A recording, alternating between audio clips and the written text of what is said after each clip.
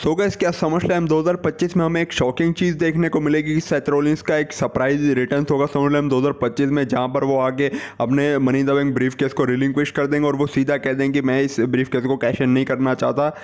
मतलब करना चाहता या फिर नहीं कर सकता। क्या ये सारी चीज़ हमें समरस्लैम 2025 में देखने को मिलने वाली है। अगर ये चीज़ देखने को मिल गई तो ये सेथ रॉलिंस और डब्ल्यूडब्ल्यूई के फैंस के लिए बहुत बड़ा शॉक होगा।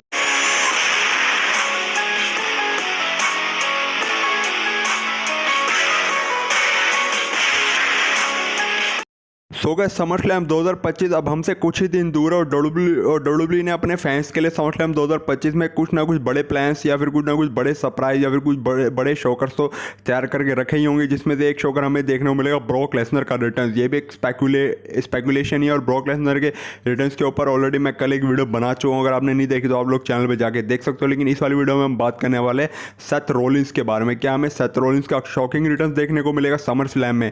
तो सेथ रॉलिंस मतलब रेसलमेनिया में जब सेथ रॉलिंस पॉल हेमन के साथ जुड़ गए थे, उसके बाद सेथ रॉलिंस ने हील टर्न ले लिया था और पॉल हेमन फिर यहाँ पर पॉल हेमन के साथ मिलकर सेथ रॉलिंस ने एक फैक्शन तैयार करी जिसमें दो पावरफुल रेसलर्स अब हमको देखने को मिल रहे हैं, जिसमें एक ब्रॉन्सन रीड और एक ब्रॉन ब्रेकर है। ब्रॉन ब्रेकर की तो जितनी तारीफ करूँ उतनी कम है। तो सेथ रॉलिंस ने मतलब पहले तो वो पॉल हेमन के साथ जुड़े, फिर उन्होंने ब्रॉन ब्रेकर और ब्रॉन्सन रीड के साथ मिलकर एक पावरफुल फैक्शन तैयार की और फिर सेथ रॉलिंस ने 2025 के मनी इन द बैंक को जीता और वो मतलब 9 सालों के बाद दोबारा से mister money in the bank बन गए। और फिर सेथ रॉलिंस ने एले नाइट के साथ फ्यूड शुरू करी थी, लेकिन फिर यहाँ पर मतलब एले नाइट के साथ जब उन्होंने फ्यूड शुरू करी तब सैटरडे नाइट मेन इवेंट में Seth Rollins versus LA Knight का हमें मैच देखने को मिला, लेकिन उस वाले मैच में सेथ रॉलिंस को नी में इंजरी होगी। फिर उसके बाद अब तक हमें सेथ रॉलिंस डब्ल्यूडब्ल्यूई टीवी पे देखने को नहीं मिले। बस पॉल हेमन ने यहाँ पर सेथ रॉलिंस की इंजरी के बारे में अपडेट दिया था कि सेथ रॉलिंस रेसलमेनिया सीजन तक अब वापसी करेंगे। सेथ रॉलिंस अभी बहुत लंबे टाइम तक हमें डब्ल्यूडब्ल्यूई में देखने को नहीं मिलेगा, मतलब रेसलमेनिया के आसपास तक का टाइम होगा। रेसलमेनिया 42 तक ही अब सेथ रॉलिंस डब्ल्यूडब्ल्यूई में अपनी वापसी करने वाले हैं। लेकिन यहाँ पर डब्ल्यूडब्ल्यूई ने सेथ रॉलिंस की अपडेट के बाद मतलब सेथ रॉलिंस की इंजरी के बारे में कोई भी अपडेट नहीं दिया और ना ही कोई कंफर्मेशन डेट बताई कि सेथ रॉलिंस कब अपनी वापसी करेंगे। तो ऐसे में अगर सेथ रॉलिंस की जो इंजरी है वो मतलब ज़्यादा सीरियस है तो यहाँ पर फिर सेथ रॉलिंस के साथ ऐसा भी होता है कि Seth Rollins money in the bank cash in ना कर पाए और सेथ रॉलिंस समरस्लैम में अपना शॉकिंग रिटर्न्स करे, जहाँ पर वो खुद आकर अपने फैंस को अपनी इंजरी के बारे में बताए और वो वहाँ पे अपने मनी इन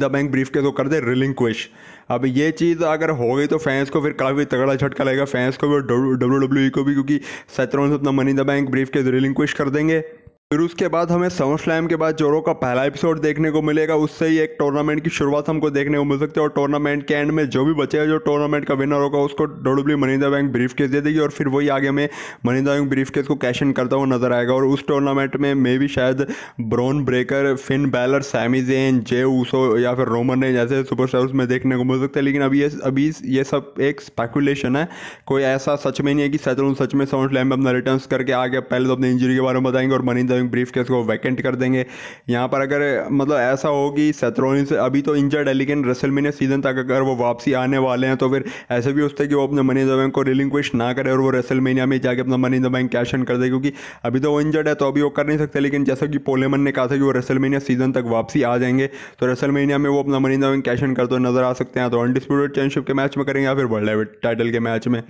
लेकिन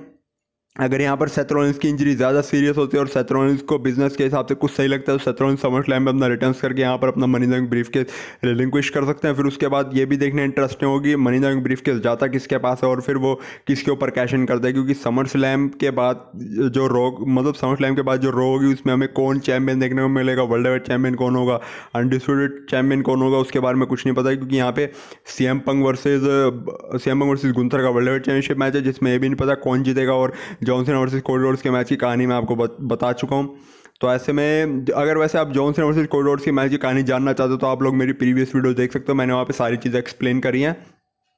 तो जस्ट ये एक स्पेकुलेशन है कि सेथ रॉलिंस अपना समरस्लैम 2025 में शॉकिंग रिटर्न्स कर सकते हैं और वो वहाँ पे अनाउंस कर सकते हैं अपनी इंजरी के बारे में, मतलब इंजरी के बारे में अपडेट देंगे और मनी इन द बैंक को कर देंगे रिलिंक्विश, मतलब money in the bank briefcase को वैकेंट कर देंगे।